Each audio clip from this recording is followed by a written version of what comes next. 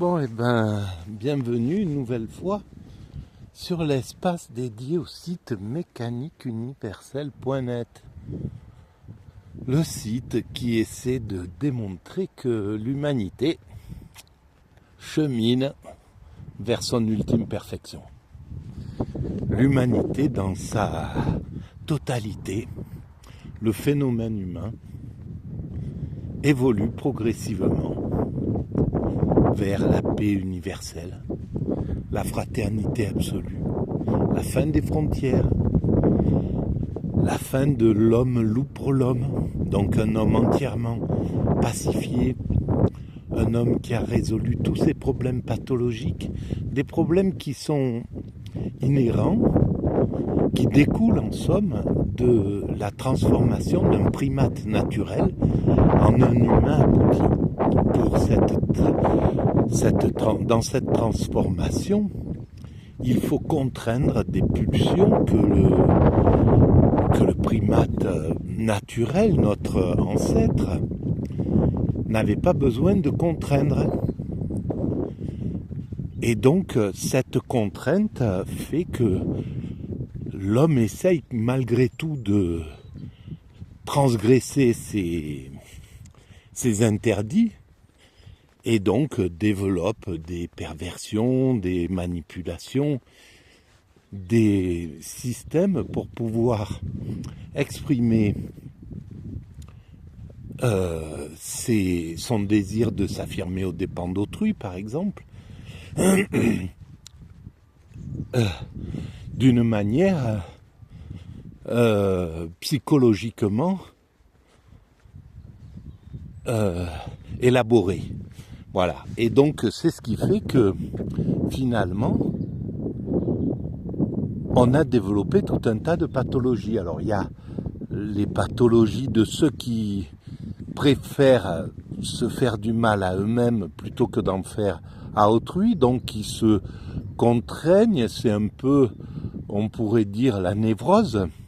Donc ce type de pathologie, il est dans le sens de l'évolution de l'humanité. Il est dans le sens de la logique de l'évolution. Mais bon, c'est une souffrance malgré tout. Et puis il y a ceux qui vont trouver des moyens d'exprimer leur désir d'abuser, et ça va être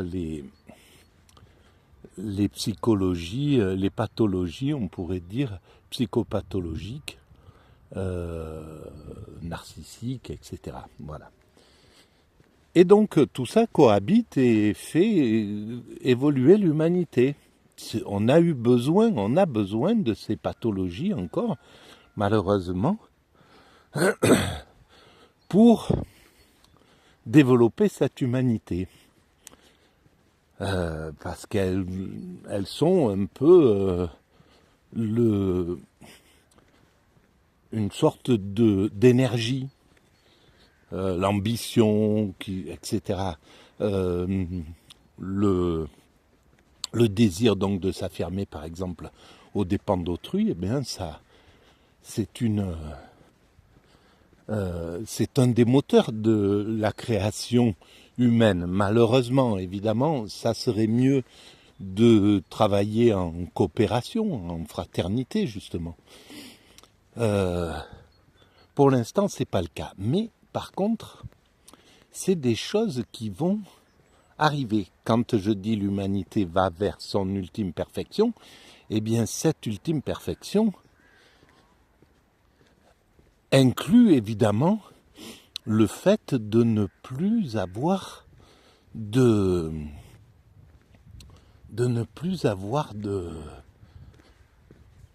besoin de s'affirmer aux dépens d'autrui. On va aller voir un peu ces chevaux là-bas. Ces beaux chevaux qui sont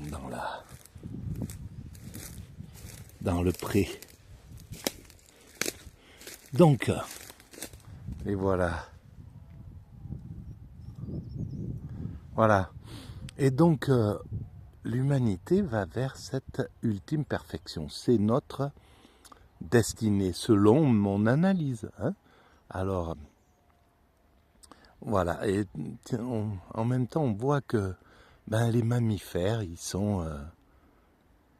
Ah, mais ils ont une clôture là-bas, c'est pour ça qu'ils viennent pas, sinon ils seraient venus, je pense.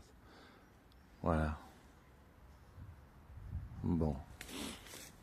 Et donc, les mammifères, ils sont attirés par les autres mammifères, et pas que par les mammifères d'ailleurs. Ils ont, voilà. Pour l'instant, on ne sait pas encore déchiffrer leur langage, on ne sait pas encore vraiment communiquer avec eux, mais ça va pas tarder. Et on voit que tout commence à être en fleurs, même s'il fait quasiment 0 degré là. Enfin, il fait très très froid. Aujourd'hui, on voit que la nature est en train de reprendre la sève endormie, de la réveiller. Voilà. Alors, donc, l'humanité va vers son ultime perfection. La fin des frontières, donc la mise en commun de tout, en fait, la mise en commun de tout ce qui existe, et donc chacun participera un peu à l'entretien de la planète, à l'entretien de cet ensemble de choses qui appartient à l'ensemble humain. Et alors, en fait, comme je peux l'imaginer, comme je peux essayer d'imaginer cette évolution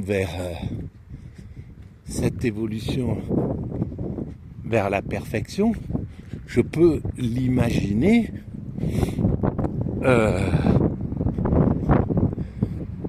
comme en fait des êtres humains qui sont devenus en somme des nomades, puisqu'il n'y a plus de frontières, plus de barrières, plus de... Voilà. Et donc les hommes vont à la rencontre, les humains à la rencontre les uns des autres, partout sur la planète. Et c'est curieux, par exemple, voilà, là je suis sur une voie verte, il y en a des quantités en Europe maintenant, je ne sais pas si c'est pareil pour, par exemple en Amérique ou en Asie, mais en tout cas ces voies vertes, c'était un ancien chemin de fer qui passait ici, dans la région on appelle ça la galoche, le petit train qui constellait un peu tous les villages finalement à l'époque et qui allait à l'allure de l'être humain, à l'allure naturelle de l'être humain, lentement. Et on retrouvera donc cette lenteur, à mon sens. Donc quand nous serons redevenus ces sortes de nomades, en fait. Donc destinés à voilà les violettes qui sont arrivées en pleine nature. C'est magnifique. Voilà le hou. Toutes les couleurs et ces couleurs sont incroyables en réalité. Rouge, violet, bleu, jaune. C'est incroyable. Comment la nature est intelligente. C'est pour ça que je dis que cette planète, c'est un paradis en réalité. Et donc, ce qu'on construit, finalement, c'est le paradis pour nos futurs descendants. Parce que cette planète est un paradis potentiel. Et bon, ici, on est dans un coin de la France, mais c'est pareil sur toute la planète. L'ensemble de la planète est comme ça. Elle est constellée d'espaces magnifiques. Il y a très très peu d'espaces qui sont abîmés, qui sont occupés par des villes, du bitume. C'est pas la majorité en réalité. La majorité, c'est la nature. Et donc, la nature redeviendra la priorité la priorité de l'être humain. On retrouvera en fait ce goût. Alors voilà, pour revenir à ces espaces, là par exemple, ces endroits comme celui-ci, qui fait une centaine de kilomètres en fait, cette voie verte là, peut-être davantage, et elle permet de rejoindre plein d'endroits. Alors, il y a des vélos, il y a des marcheurs, et ça, on commence à en consteller toute la planète. Et c'est quelque chose, à mon avis, qui est la finalité sera comme ça. C'est-à-dire qu'on va pouvoir se promener, marcher, aller, mais traverser le monde entier comme ça pour aller à la rencontre les uns des autres. Et partout où on arrivera, il y aura des petits villages, des petites formes d'abris où on pourra se loger, trouver de quoi se loger, de quoi se nourrir, de quoi... Voilà, et on participera, les êtres humains participeront à l'entretien de cette planète. Voilà comment j'imagine. Alors, là par contre, c'est juste une sorte on pourrait dire, d'intuition. Hein. Pour moi, je vois le monde qui a atteint cet état de paradis comme ça. Mais peut-être il aura une autre physionomie, c'est possible. En tout cas, selon mon analyse, l'humanité ne peut pas ne pas aller vers cet état de perfection, ne peut pas ne pas atteindre cet état de perfection. Tant qu'il y aura des hommes, ils chercheront à écarter la moindre injustice, la moindre violence, la moindre façon de s'affirmer aux dépens d'autrui ou de maltraiter autrui. L'homme trouvera chaque fois des moyens supplémentaires. C'est ce qu'on fait en permanence en réalité. La création de l'ONU, c'est pour arriver à se libérer de la violence étatique. La psychologie, la création de la psychologie par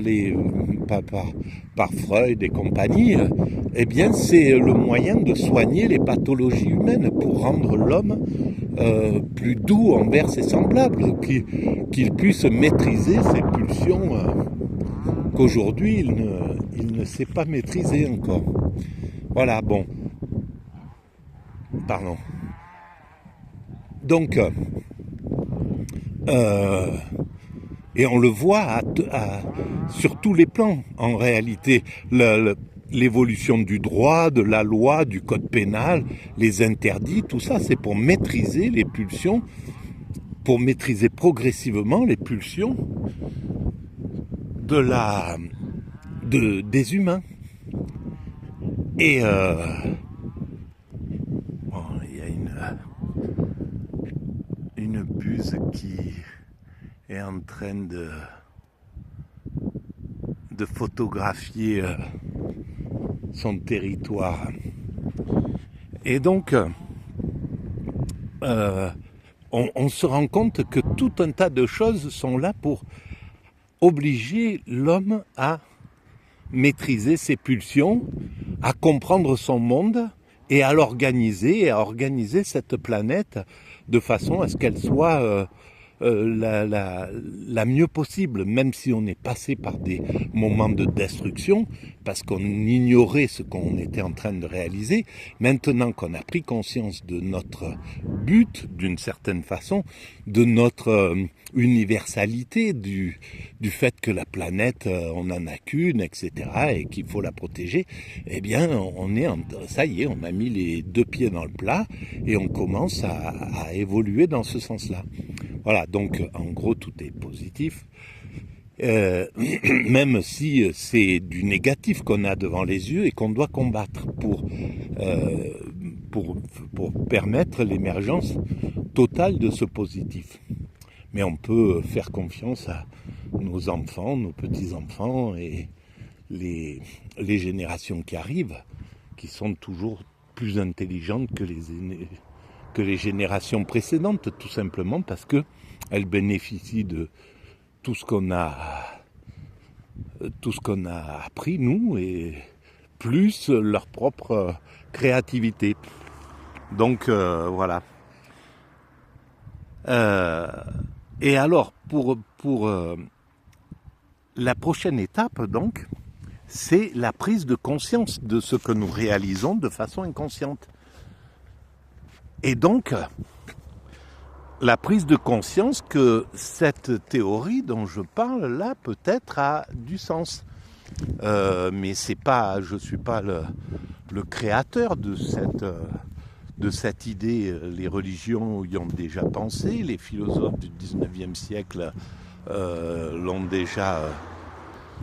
déjà entrevu, cette vision universelle et cette vision positive en fait de l'évolution. Donc cette idée, elle sera peut-être éclairée par parce que il n'y a que les scientifiques qui peuvent l'entériner, cette idée-là. Et elle sera sans doute entérinée grâce à l'IA qui arrive dans notre qui arrive dans notre paysage. Et donc, grâce à l'IA va pouvoir dire, eh bien, oui, on peut modéliser l'évolution de l'humanité entre le moment où nous étions des primates naturels et puis à un certain moment, le corps d'abord a évolué de telle et telle façon. Voilà, toute cette évolution a conduit à telle et autre évolution, qui conduit à telle autre évolution. L'invention de la sédentarité, je sais pas moi, de l'agriculture, bon bref, ils pourront mettre dans l'IA, dans les ordinateurs, l'ensemble de tout ce que nous avons créé et demander à l'ordinateur où conduit est-ce qu'il y a un sens, est-ce qu'il y a une sorte de logique dans cette évolution. À mon sens, l'ordinateur dira oui, il y a une logique. Elle conduit vers l'amour du prochain, vers le bien, etc., vers l'unité. Et donc, où est-ce que cela nous conduit? Et l'IA dira, ça conduit à un état de perfection, un état de sérénité, un état d'amour absolu, de fraternité et de bonheur total. Voilà. Et donc, là, l'humanité n'aura d'autre choix que de dire, puisque c'est une réalité, au lieu de le faire de façon inconsciente, en évoluant à travers l'antagonisme, la violence, la jalousie interétatique, intercommunautaire, eh bien on va le faire grâce à la symbiose, à l'osmose, à la coopération et à la fraternité. Et donc là, ça sera réglé l'histoire. La guerre sera finie et on mettra toutes les énergies, au lieu de la placer dans l'armement, dans le militaire, dans la violence, on la mettra dans la créativité et dans l'intelligence avec une vision claire de ce qu'on doit réaliser. Parce que si on doit faire le paradis sur Terre, on verra que c'est pas en faisant des buildings qu'on va régler le problème, ou je sais pas. Voilà, c'est pas avec le pétrole qu'on arrivera à cet état de paradis. C'est pas avec le stress qu'on arrivera à cet état de paradis. C'est pas avec l'affolement, le désir de s'affirmer aux dépens d'autrui qu'on peut atteindre le bonheur. Donc, qu'est-ce que c'est que le bonheur qu'on cherche? Si c'est la paix, la fraternité, le calme, la sérénité, la douceur de vivre, etc., on va commencer à travailler dans ce sens-là, sans brutalité, mais on va s'organiser pour développer ces valeurs dans l'humanité maintenant, pour les apporter, pour les amener à leur apothéose, à leur acmé, disent les Grecs. L'acmé, c'est le plus haut moment d'un être humain. C'est l'état où il est le plus efficace, le mieux, quoi. Voilà, bon, je vais arrêter là pour cette vidéo champêtre qui fait que je n'ai pas pris une grande conscience de ce qui m'entourait, parce que sinon ça serait dans le silence que ça peut se faire et la contemplation. Mais bon, voilà, ça sera pour une autre fois une promenade silencieuse et consciente. Voilà, je vous embrasse et je vous remercie de votre écoute et je vous dis à très bientôt, et on va continuer dans cette série que j'ai entrepris de réflexion sur la robotisation et l'IA, et pourquoi le progrès nous conduit à ce type de choses. Voilà, et à très bientôt. Merci. Au revoir.